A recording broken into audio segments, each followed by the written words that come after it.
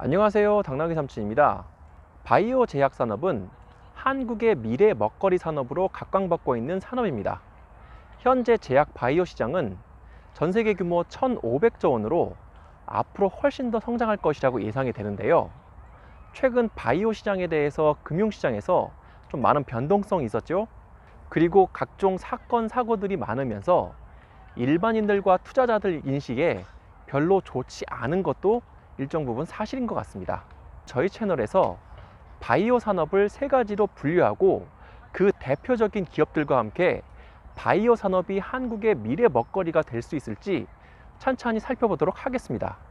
오늘은 바이오 산업 중 가장 핵심적인 산업으로 바이오 시밀러 산업을 알아볼 것이고요. 그 대표 기업은 바로 셀트리온입니다.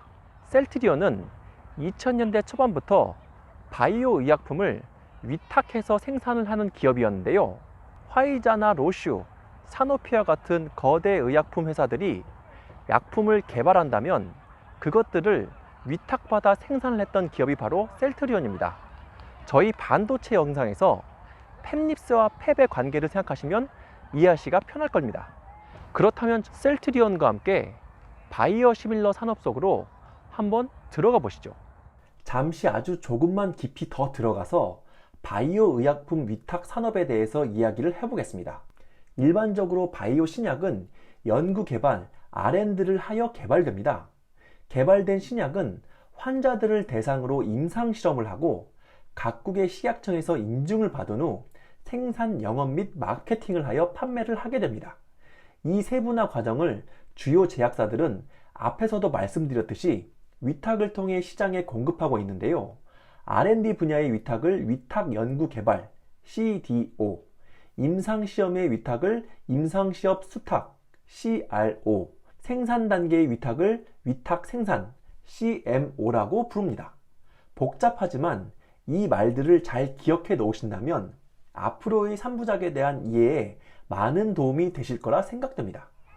셀트리온은 2000년대 초반 바이오 위탁 생산 시장에 뛰어들었습니다. 초기에는 백신과 같은 비교적 쉬운 상품들을 위탁해서 생산하더니 점점 규모를 늘리면서 2008년 사노피와 1,000억 원대의 위탁 생산 계약을 이루면서 그 규모를 키워갔습니다. 그리고 2008년 이후 위탁 생산 시장 CMO에서 어느 정도 자리를 잡는 성과를 거두기도 했고요. 대형 제약회사들은 제품의 개발부터 생산까지 모든 과정들을 한꺼번에 처리하려고 하고 있습니다. 하지만 생산이 까다로운 바이오 의약품의 경우 전문적으로 위탁 생산하는 시장이 급성장하고 있는데요. 셀트리온은 이 시장에서 어느 정도 성과를 올리며 바이오 시장에 진입을 하게 됩니다. 하지만 셀트리온은 CMO 시장에 만족하지 않고 새로운 시장을 개척하는데요. 그것이 바로 바이오 시밀러 산업이었습니다.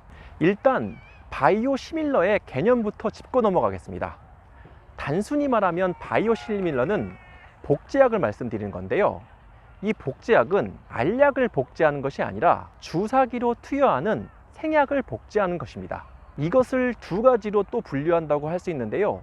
단백질 기반과 항체 기반의 복제약입니다. 항체 기반의 복제약의 경우 분자 구조가 매우 복잡해서 2000년대까지는 이 약을 복제하는 시장이 전혀 형성되지 않았습니다. 또한 각국에서 항체 기반의 복제약을 승인한 사례가 전혀 없었습니다. 이러한 시장에 셀트리온이 뛰어든 것입니다. 당시 이러한 셀트리온의 도전에 국내 투자자들은 매우 비관적인 시각을 보냈습니다. 하지만 해외 투자자들은 조금 시각이 달랐습니다. 셀트리온은 싱가포르 국부펀드의 3,500억 원을 필두로 해외 투자자들에게서 총 1조 4천억 원의 투자 자금을 유치합니다. 이렇게 확보된 자금으로 류마티스 관절염 치료제인 얀센의 레미케이드의 바이오 시밀러 개발에 착수하게 됩니다. 레미케이드는 2014년 당시 약 7조 원 정도의 매출이 발생하고 있었던 바이오 의약품이었습니다. 셀트리온이 독자적인 기술로 레미케이드의 바이오 시밀러를 개발하는 데에 성공했습니다. 그리고 그 바이오 시밀러의 이름이 바로 램시마였습니다. 2012년 한국의 식품의약안전처는 세계 최초로 이 바이오 시밀러 램시마의 판매 허가를 결정합니다. 그리고 1년 후 2013년 유럽 의약품청 EMA의 판매 허가가 떨어졌습니다. 셀트리온뿐만이 아니라 한국의 바이오 산업의 대전환점이었죠. 그런데 놀랍게도 램시마의 판매 허가가 떨어진 지 1년 만에 램시마의 값싼 가격으로 처방받는 유럽의 환자는 14만 명이 되었습니다. 그리고 2014년 유럽 레미케이드 시장의 40%를 램시마가 대체했고요. 2018년 램시마는 유럽의 레미케이드 시장의 점유율을 60%까지 늘린 상황입니다. 셀트리온은 이에 만족하지 않고 미국 시장 진출을 선언합니다. 하지만 유럽과 달리 미국 시장의 경우는 조금 달랐습니다. 2000년대 중반 유럽연합에서는 단백질 바이오 시밀러를 적극적으로 도입하였는데요. 미국의 경우 세계적인 제약회사들이 미국 국적이 많았기 때문에 자국 산업의 보호를 위해서 바이오 시밀러 도입에 조금 더 소극적이었습니다. 하지만 미국 시장도 오바마 행정부가 들어서면서 바뀌게 되는데요. 여러분들도 많이 들어보셨던 오바마 케어 정책이 시행되면서 바이오 시밀러 제품들의 판매가 허가되었습니다. 값싼 의약품을 환자들에게 제공한다는 공익적인 목적이었는데요. 이것이 셀트리온에게 엄청난 기회가 됩니다. 2016년 4월 셀트리온은 세계 최초로 미국 FDA에게서 항체 기반의 바이오 시밀러인 램시마의 시판 허가를 받아냅니다. 이것은 이전까지 전무했던 미국의 항체 기반 바이오 시밀러 시장에 셀트리온이 첫 발을 딛게 되는 역사적인 순간이었습니다. 개발비 2천억을 들여 10년을 들여 개발한 램시마는 현재 2018년 작년 한 해만 7,200억 원의 매출을 올리고 있는데요. 현재 셀트리온을 만든 효자 제품입니다. 2019년 전년 대비 53%가 증가한 금액으로 시장에서는 램시마가 작년 4조 원 정도의 레미케이드 시장을 꾸준히 대체해 나갈 것으로 업계에서는 예상하고 있습니다. 하지만 셀트리온은 여기에 그치지 않습니다.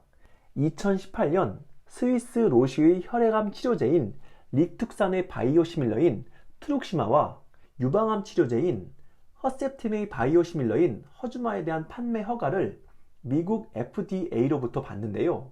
트룩시마와 허주마는 오리지널 의약품 매출액이 램시마보다 더 큰 각각 8조, 7조 5천억 원에 이르고 있습니다. 램시마를 바탕으로 트룩시마와 허주마가 선전을 한다면 셀트리온은 당분간 꾸준한 성장세를 이어갈 것입니다. 셀트리온의 성과가 왜 대단한 것이냐면 이전에 없던 항체 기반의 바이오 시밀러 시장을 개척한 것이 바로 셀트리온이기 때문입니다. 또한 미국 FDA에게서 승인을 받은 항체 기반의 바이오 시밀러가 총 23종인데요. 지난해까지 셀트리온은 23종 중 3가지를 보유하면서 이 부분에서 1위를 기록했었고요. 올해 들어서 삼성 바이오로직스의 자회사 삼성 바이오 에피스가 4종을 기록했고 화이자가 4종을 기록하며 1위가 뒤바뀌었는데요. 이전까지의 기록만으로도 셀트리온은 기술적으로 엄청난 성과를 올렸다고 말씀드릴 수 있습니다. 그런데 셀트리온은 이러한 성과에 그치지 않고 CMO 분야의 확장도 추진하고 있는데요. 현재 CMO 생산 규모 1위인 삼성 바이오로직스를 넘어서는 규모의 생산 시설을 확보하는 계획을 가지고 있습니다. 인천 송도에 20만 리터, 중국에 20만 리터의 추가 증설 계획을 밝혔는데요.